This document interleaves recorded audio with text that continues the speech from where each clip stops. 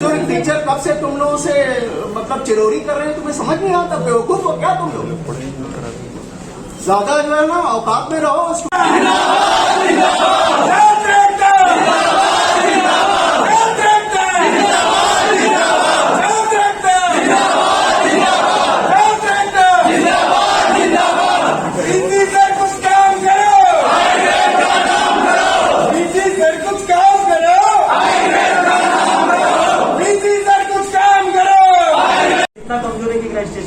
कमजोर नहीं है बेटा।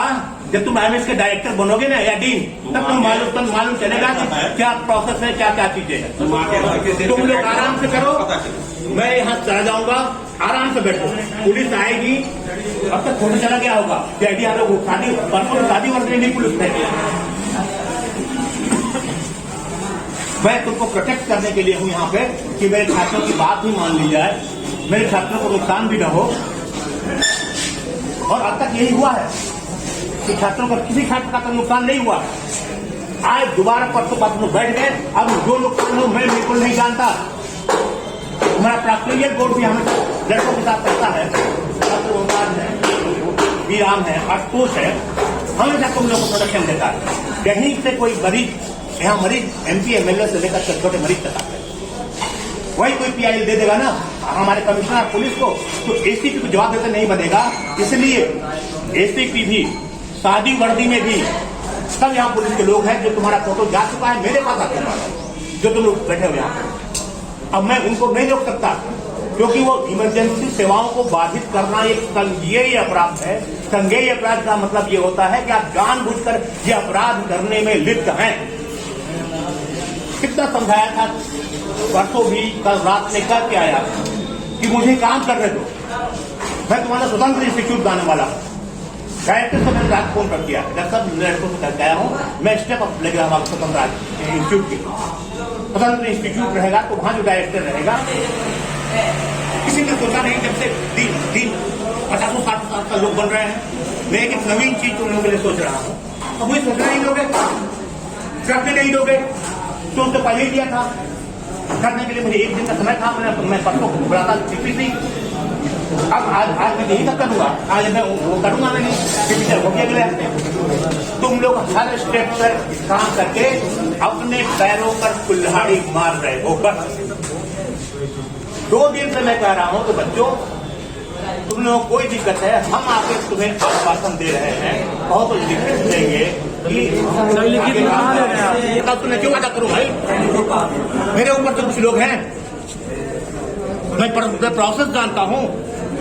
परसों मैंने कहा वाइस चांसलर कही जाएगी, अगर बिना शिक्षा मंत्रालय के पूछे अगर वो एडमिशन देने की स्वीकृति दे देते हैं तो क्या चाहते हो? हमारा वाइस चांसलर भी अनुसार उनकी श्रेणी में है क्या? मैं आऊँ क्या? डायरेक्टर हैं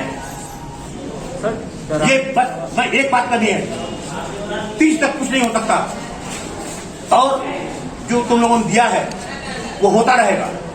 अब मैं भी ये तब से कह रहा हूं कि डायरेक्टर परसों का नहीं हो पाएगा, नहीं हो पाएगा, नहीं हो पाएगा 30 तक। अब तुम लोग चाहे बैठो चाहे अपने घर जाओ। आज तुम्हारे सभी गार्जियन को आधी गार्जियन चिट्ठियां चली गई हैं और आज बाकी लोगों को चिट्ठियां जाएंगी और वो गार्जियन जाने के तुम लोग क्या कर रहे हो पता है नहीं। जब इस तरह ऑफिशियल जाएगा ना, बात नहीं है बेटा, वो तुम्हारे पेरेंट्स हैं, वो तो हमेशा तुम्हारे लिए बेहतर चाहेंगे। वो चाहेंगे कि अनुशासनहीनता कार्यवाही हो, वो चाहेंगे जिनका फोटो खींचा गया उनके ऊपर पुलिस उठा के ले जाए, एक आपराधिक रिकॉर्ड मिल जाए। किसी भी सर्विस के लिए पूछा जाता है कि आप कभी जेल में बंधे हुए हैं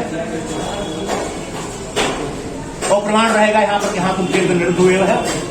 ये सब नौबत ना आए, ये सब काम करने के लिए परसों समझा रहा हूँ। तुम्हारा इशू कितना भी सीरियस हो और क्या तुम्हें लगता है कि तुम्हारा इशू तुम्हारे टीचर्स नहीं जानते, तुम्हारे टीम साहब नहीं जानते? इतने सीरियस और इतने एक्सपीरियंस भाई मैंने देखिए 1000 रुपए लगा करके एक्स्ट्रा बुकिंग करा करके रेलवे बुकिंग पेशेंट यहाँ आते हैं। परसों वहाँ कितने मरीज मिले कि सर अब कम होगा, मैं तो बुकिंग करा कर एडवांस बुकिंग कराया। मतलब प्राउड फील करना चाहिए कि तुम्हारी डिसिप्लिन के लिए मैं तो भाई सर्जरी डिपार्टमेंट से हूँ, लेकिन कई बार पेशेंट आता है कि सर हमको सर्जरी नहीं करानी है, हमको छात्र से करना है। मतलब ये प्राउड फील करना चाहिए कि मतलब ये इतनी इम्पोर्टेंट डिसिप्लिन है उसको अब तुम लोग मलाई तुम लोग ना उसको मलाई कर रहे हो। सर उसी में 6 सीट सैंक्शन है तो उसका पैसा नहीं आ रहा, बताइए। तुम्हारे सीट का जो ये है ना, ये तुम्हारे आगे आने वाला है, इसलिए तुम इसकी चिंता कर रहे हो। इसकी चिंता पहले के लोगों ने भी की है और इसका एक तरीका है, कोई शॉर्टकट नहीं क्या है। इसको हम लोग अपना डेलीगेशन लेके